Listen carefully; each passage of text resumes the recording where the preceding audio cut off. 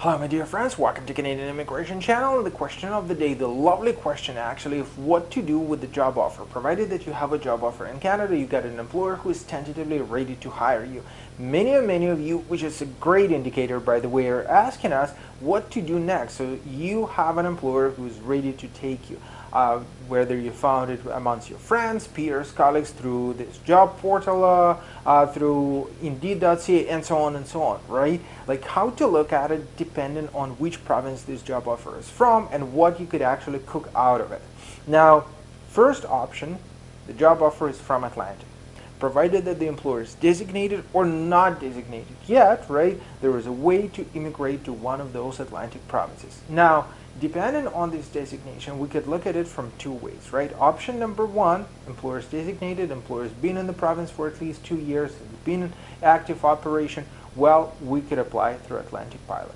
Employer is not designated. Option number one, the employer could get designation if needed. We'll be glad to help them out. Option number two, employer cannot get a designation. Say it's a newly formed company and they're still looking to pretty much hire you, right? In these circumstances, you could immigrate through one of the immigration programs open in Atlantic, provincial immigration programs. Look at the programs of Nova Scotia, look at the programs of New Brunswick. So they're working in sort of a parallel with the Atlantic Pilot. So all in all, these are absolutely different programs, though many of them actually have more or less similar requirements, more or less similar rules we're passing through. It's not Atlantic Pilot, it's a different story. Now, not necessarily an employer will have to go through LMIA process. In other circumstances, employer is in Ontario, for example. Now, looking at this, it will depend on where exactly in Ontario the employer is. Northern Territories, Sudbury, Timmins, and so on, Northern Pilot, right? Which works pretty much in a similar way as Atlantic Pilot, right? So you got a job offer from an employer, you're able to immigrate without those minimum requirements for language, education, and so on, right? An employer is in Ontario, but at the same time, there's, say, somewhere in Toronto.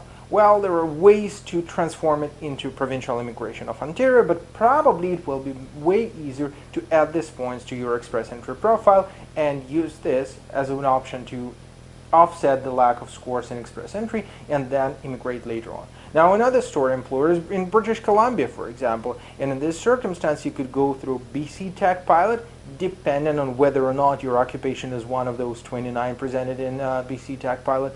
If not, well, there's a way to immigrate through one of the BC immigration streams. If not, we're going back to Express Entry. Employers in Saskatchewan, Saskatchewan Provincial Nominee Program, federal immigration, and so on and so on and so on and so on.